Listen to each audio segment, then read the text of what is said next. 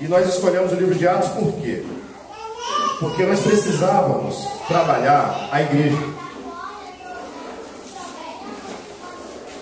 Trabalhando a igreja, a gente também consegue trabalhar outras coisas. Nas nossas mensagens aqui, nós trabalhamos vários outros temas além de trabalhar a igreja. E o que é interessante da gente refletir nesse momento final de reflexão? É de que nessa trajetória, a maioria dos sermões estão disponíveis, né, para a gente poder estudar. É claro que eu não sou um pregador perfeito e eu não consigo trazer todas as informações que há no livro, porque seria impossível numa mensagem de meia hora você trazer todas as informações que contém no capítulo inteiro. Então, irmãos, vamos começar relembrando. Entre os capítulos 25, 26, o apóstolo Paulo ele vai ser preso. E ele preso, o que acontece com ele? Ele de repente se encontra numa situação de injustiça. Paulo é injustiçado. Ele é julgado por algo que ele não cometeu. Ele é julgado por algo que ele era inocente. Ele era inocente.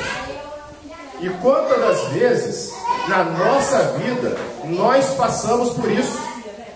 Mas isso, hora nenhuma, desanimou o apóstolo Paulo. Por quê? Porque na sua prisão, Deus falou com ele. E quantas das vezes Deus não fala conosco nos momentos difíceis? Às vezes Deus ele permite que nós cheguemos a uma situação difícil, para que ali a gente vai tirar todo o nosso orgulho, nós vamos tirar todo o nosso ego, e naquele momento é um momento melhor para Deus falar conosco, porque nós estamos vulneráveis, porque naquele momento o nosso ego não compete com o Espírito Santo de Deus, porque existem momentos na nossa vida em que nós estamos cheios da nossa razão, e cheios da razão, o que nós fazemos? Nós não damos ouvido à voz do Espírito Santo. E existem momentos, irmãos, que o apóstolo Paulo ele faz isso. Ele está ali, irmão, num momento de dificuldade. Ele está ali num momento de prova, num momento de luta. Ele está sendo julgado por profanar o templo. Como que ele profanaria o templo? O templo tinha um pátio. Nesse pátio podia ir o judeu convertido, ou seja, a gente chama de prosélito. Quem que é o prosélito? É o cara convertido ao judaísmo. Ele é um judeu convertido. Ele não é um judeu de nascença. Então era como se o apóstolo Paulo tivesse levado numa parte do templo um camarada que não poderia pisar ali. Então ele teria profanado o templo como um prosélito. Porém, não foi o que aconteceu. O apóstolo Paulo não estava profanando o templo. E aí o apóstolo Paulo é levado. E aí ele é julgado. E lá no julgamento, o apóstolo Paulo faz o quê? Ele apela para César.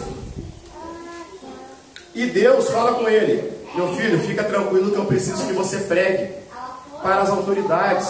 Eu preciso te levar para Roma. Você vai para lá, fica de boa. E o apóstolo Paulo fica de boa durante 2 anos.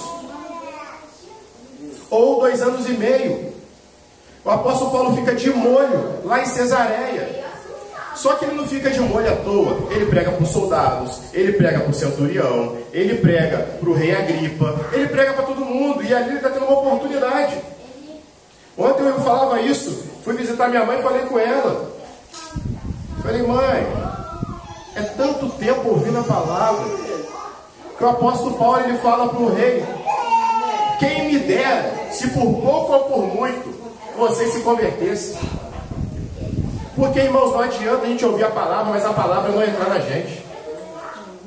Nós seremos só mais um religioso. Só mais um religioso. Ontem, irmãos, foi um dia onde a religião teve muita força. Romeiros cruzaram aí o Brasil para o templo de Aparecida. Romeiros cruzaram o Brasil, um camarada com a cruz andou 250 quilômetros. 250 quilômetros. Agora você fala para mim: adianta eu ir andar 250 quilômetros, mas não viver segundo aquilo que Deus pediu para eu viver? Porque Deus, irmãos, Ele não é corruptível como nós. Não é uma coisa que você vai fazer que vai agradar a Deus. Deus trabalha com princípios. Deus trabalha com princípios. E ali o apóstolo Paulo estava pregando para aquele homem, e ele disse, por pouco ou por muito, anunciar essas cadeiras, que todo mundo se convertesse. E aí o apóstolo Paulo, ele vai ser levado para César. Por quê? Porque ele sabia que se ele fosse julgado em Jerusalém, primeiro, ele ia morrer sendo inocente.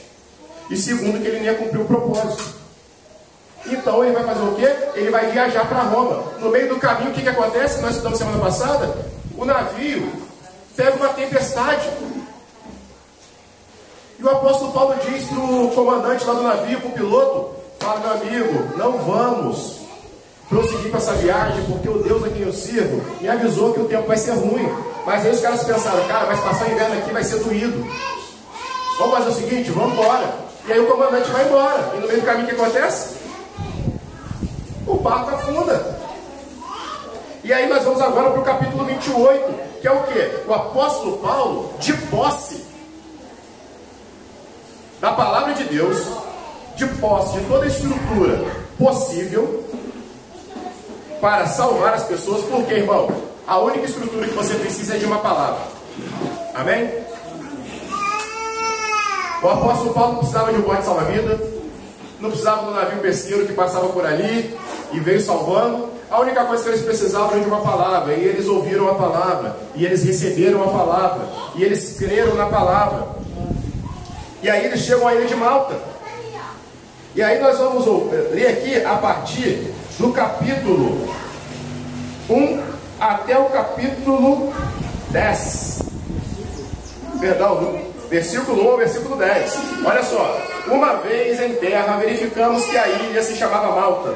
Os nativos nos trataram com singular humildade, porque acendendo uma fogueira, acolheram a todos nós por causa da chuva que caía e por causa do frio.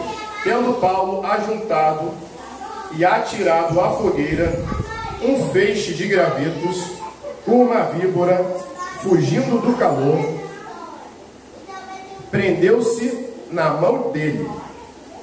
Quando os nativos viram uma víbora pendurada na mão de Paulo, disseram uns aos outros: certamente este homem é assassino, porque, salvo do mar, a justiça não o deixou viver. E algumas traduções falam que a deusa da justiça, uma deusa grega da justiça, não o deixou viver.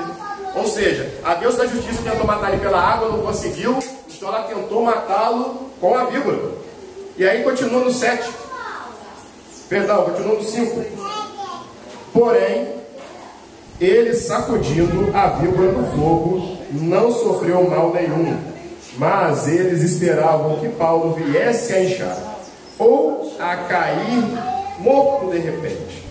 Depois de muito esperar, vendo que nada de anormal lhe acontecia, mudando de opinião, diziam que ele era um Deus. Irmãos, os caras foram de 8 a 80. Primeiro os caras olharam e falaram assim: esse cara é criminoso, esse cara merece morrer. E depois os caras, meu irmão, esse cara não é normal não, esse cara é divino. De certa forma, irmãos, aqueles homens estavam certos. Existia uma divindade em Paulo, mas não uma divindade segundo aquela cosmovisão. O que é uma cosmovisão? É a maneira como a gente vê o mundo, é a maneira como a gente enxerga as coisas. Então, segundo a cosmovisão deles, eles viram certo da maneira errada. E quantas vezes nos nossos dias, por conta da religião, as pessoas estão vendo as coisas certas da maneira errada? Eles viram que o apóstolo Paulo estava com uma espiritualidade que era transcendente. Era uma espiritualidade visível. Visível a espiritualidade de Paulo. Mas não era uma espiritualidade como aqueles homens concebiam.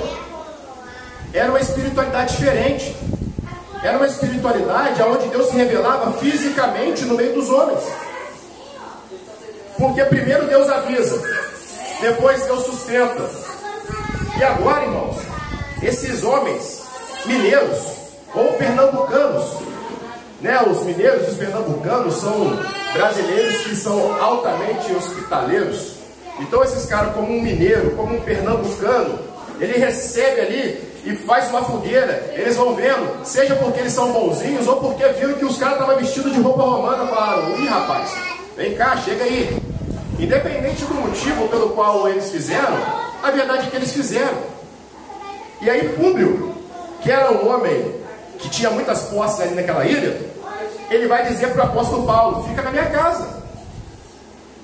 Porque havia naquele período um certo respeito por pessoas que tinham uma espiritualidade, hoje diríamos uma mediunidade, porque essa era a cosmovisão deles naquela época. Eles não tinham a ideia de que na verdade o apóstolo Paulo era um homem cheio do Espírito Santo. Mas talvez eles imaginaram: esse homem tem um poder mediúnico tremendo, vamos levá-lo, vamos acolhê-lo. E aí o apóstolo Paulo é acolhido, e ele fica por ali naquele período durante uns 3 meses. E acontece algo interessantíssimo nessa hora. O pai desse homem estava doente, e na sua doença o apóstolo Paulo faz uma oração a Deus e ora para aquele homem. O apóstolo Paulo não chega e impõe as suas mãos e cura aquele homem, mas ele ora a Deus, ele clama. E a partir do momento em que ele clama a Deus e ele vai orar para aquele homem é curado. Vamos lá, perto daquele lugar havia um sítio que pertencia ao homem principal da ilha, chamado Públio, o qual nos recebeu e hospedou com muita bondade durante 3 dias. Aconteceu que o pai de Públio estava enfermo de desinteria, ardendo em febre. Paulo foi visitá-lo e, orando, impôs as mãos e o curou. Olha que interessante. O que aconteceu depois que o apóstolo Paulo cura aquele homem? O que vai acontecer? Os doentes da ilha vão até o apóstolo Paulo, porque eles também querem receber a cura. E o que acontece com aqueles homens? Aqueles homens são curados. Irmãos, o apóstolo Paulo, enquanto preso, era um homem abençoador. O apóstolo Paulo, enquanto homem preso, era um homem focado. Irmãos, por favor, vamos concentrar na palavra. O apóstolo Paulo, enquanto um homem de Deus, o apóstolo Paulo, enquanto homem reto, mesmo preso, o apóstolo Paulo ele estava disposto a sofrer, porque ele sabia que no meio do caminho ele seria usado pelo Espírito Santo. E nós temos a mania de fazer o que, irmãos? Nós queremos reclamar com Deus. Quando o problema chega, nós queremos fazer o quê? Nós queremos dizer a Deus o que Deus tem que fazer por nós, em vez de aceitarmos a decisão de Deus, em que nós devemos fazer sim a vontade dele, e não o contrário. Agora o apóstolo Paulo praticamente, através do seu testemunho, salva uma ilha. Aqueles cidadãos, eles conheceram a Deus. Vocês estão entendendo, irmãos? Aqueles homens conheceram a Deus por causa da cadeia de Paulo. Conheceram a Deus por causa da prisão de Paulo. E aí, irmãos, o apóstolo Paulo vai seguir viagem. E aí o apóstolo Paulo chega em Roma. Chegando em Roma, aquele governador, não, aquele centurião fala o seguinte: entrega os presos para uma galera e fala assim: esse preso aqui, esse cara é inocente. Vamos deixar esse cara numa prisão domiciliar. Seria como se o apóstolo Paulo estivesse usando uma tornozeleira eletrônica. E aí o apóstolo Paulo fica preso numa casa, e essa tornozeleira seria o soldado romano que ficava de plantão na casa. Então eles faziam turnos, trocavam, ficava ali um soldado de plantão, e ali o apóstolo Paulo poderia receber. E ele ficou 2 anos nessa condição, recebendo pessoas. A primeira coisa que o apóstolo Paulo fez foi mandar convocar os judeus para poder ir até a casa dele. E os judeus vão. E aí o apóstolo Paulo faz uma defesa para aqueles judeus. Ele fala: gente, eu estava em Jerusalém, e aconteceu isso. E aí o que os judeus falaram? Olha só, Paulo, ninguém mandou nada falando de você não, cara. Se teve um problema com você lá em Jerusalém, morreu pro lado de lá. Por quê, gente? Olha só, nesse período aqui, nós estamos falando de uma distância de aproximadamente 3 anos. Então, se a notícia tivesse que ter chegado a Roma, realmente já teria chegado. Mas aí eles falaram com Paulo: Paulo, mas nós queremos te ouvir falar acerca desse caminho, que nós sabemos que no mundo inteiro ele está sendo pregado. E aí o que o apóstolo Paulo faz? Ele começa a pregar para aqueles homens. E como em todas as sinagogas que o apóstolo Paulo prega, qual que é o resultado? Alguns se convertem, outros não. E assim somos nós, irmãos. Nós não temos que estar preocupados com o resultado. A única coisa que nós temos que fazer é anunciar a palavra de Deus. Se a pessoa vai se converter, irmão, se a pessoa não vai se converter, irmão, a Bíblia fala que quem convence o homem do pecado, da justiça e do juízo é o Espírito Santo. Nós não somos o Espírito Santo. Nós somos como Paulo. Nós somos aquele que leva a palavra. E você pode ter certeza, alguns vão se converter. Você vai evangelizar as pessoas e algumas pessoas vão aceitar o seu testemunho, irmãos. E olha o que é interessante nisso tudo. É que para alguns historiadores, o apóstolo Paulo ele é solto. Porque ele vai ser julgado inocente. E aí depois, quando surge a perseguição dos cristãos, aí é que Paulo vai ser morto. Mas durante 2 anos, o apóstolo Paulo ficou pregando a palavra de Deus. Se fôssemos nós, estaríamos chorando, estaríamos tristes, estaríamos desolados. Mas o apóstolo Paulo, ele já tinha na sua vida a razão de viver Cristo. E é por isso que nós estamos aqui nessa manhã. Por quê? Porque apenas uma era a palavra do apóstolo Paulo. Qual que era a palavra do apóstolo Paulo? O Messias encarnou. O Messias encarnou.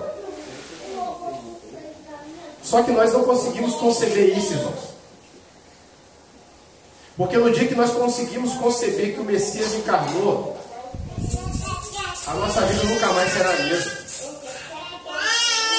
Porque aqueles poucos homens agitaram o mundo.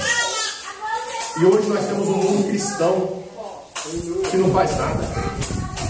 Um mundo cristão que não faz diferença. Um mundo cristão que apoia o ódio. Um mundo cristão que apoia a opressão. Um mundo cristão. Enquanto homens, irmãos, e mulheres, 12 homens principais, com mais 500, foram aglomerando, até que o mundo inteiro já sabia deles. Os romanos falaram com Paulo: fala desse caminho, está todo mundo falando dele. Está todo mundo falando desse caminho aí, mas não sei o que é. Aí o apóstolo Paulo fala: o caminho é que o Messias encarnou. Deus encarnou. Eu não sei se vocês conseguem conceber, irmãos. Porque a única questão da humanidade é se Deus existe, irmão. Essa é a maior dúvida da humanidade. Se Deus existe, Ele encarnou. E se Ele encarnou, irmão,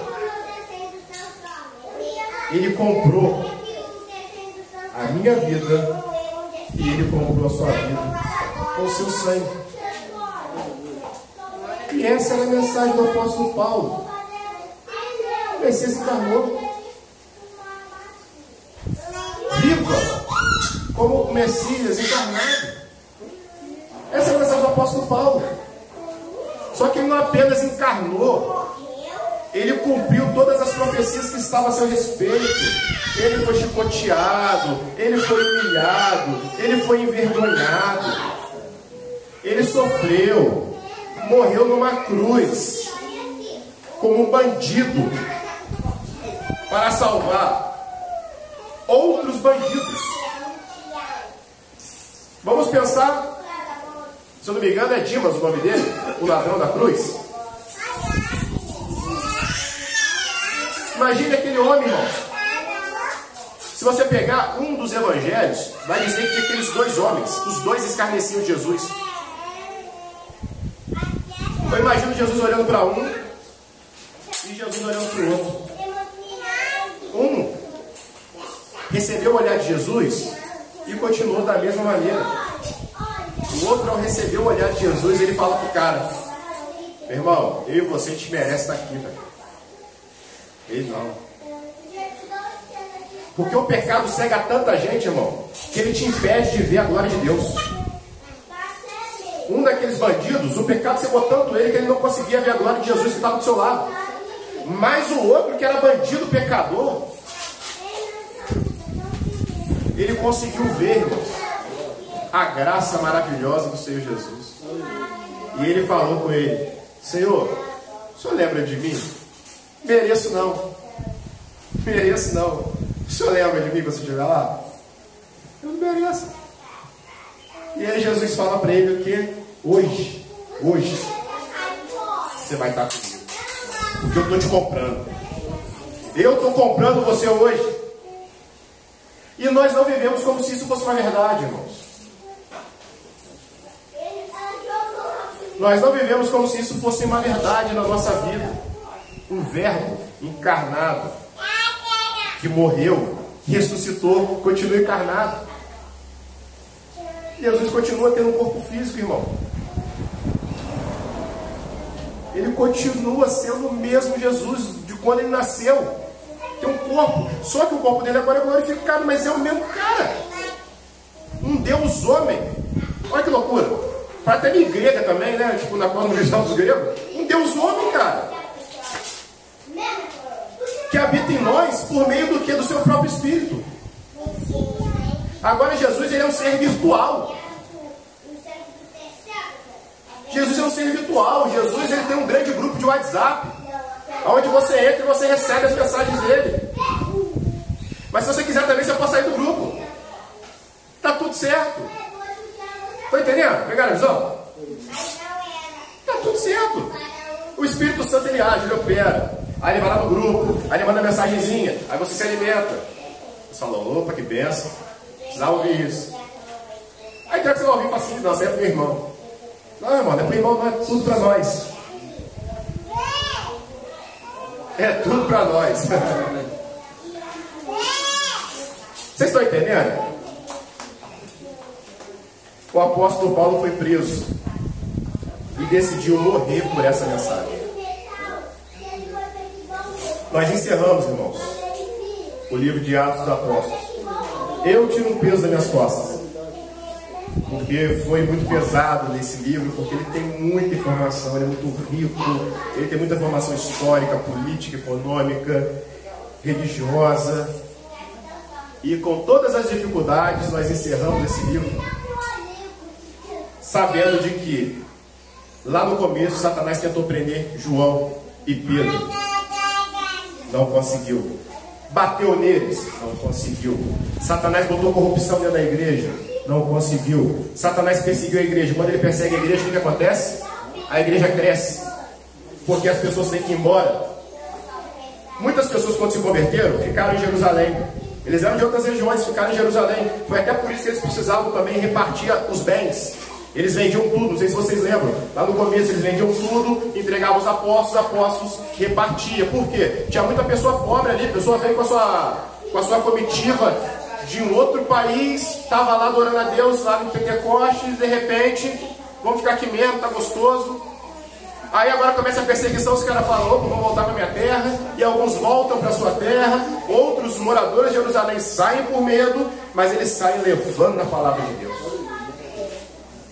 Satanás bota o apóstolo Paulo para perseguir, e quanto mais ele bate na igreja, mais a igreja cresce. Quanto mais o apóstolo Paulo vai atrás dos outros, mais a igreja cresce. Até que chega uma hora que Jesus bota um ponto final nisso. Pega o apóstolo Paulo no caminho de Damasco, fala: meu filho, por que você está me perseguindo?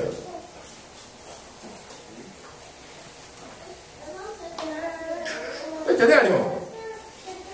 Quando a gente para pensar nisso, irmão, as outras coisas da vida ficam pequenas. Vocês estão entendendo? As coisas não ficam pequenas, irmão. Naquele momento, naquela situação, o que vai ocorrer? Jesus, ele entra na frente da sua igreja para defendê-la. Ele, irmãos, é o dono da igreja. Quem é o dono da igreja, irmão? É o noivo. A Bíblia chama Jesus de noivo. Quando a chapa esquenta, Jesus entra na frente e para tudo. Fala para o apóstolo Paulo, onde você pensa que está indo? Aonde que você pensa que você está indo? Você gosta de fazer maldade?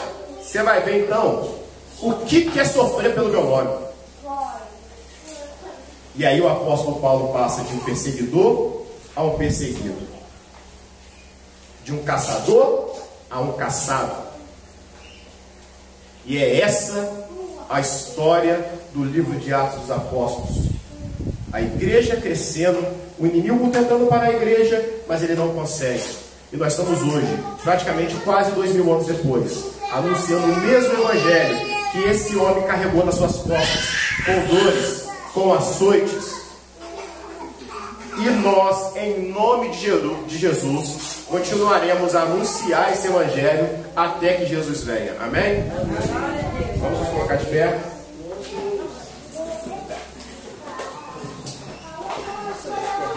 Vamos cantar mais um louvor.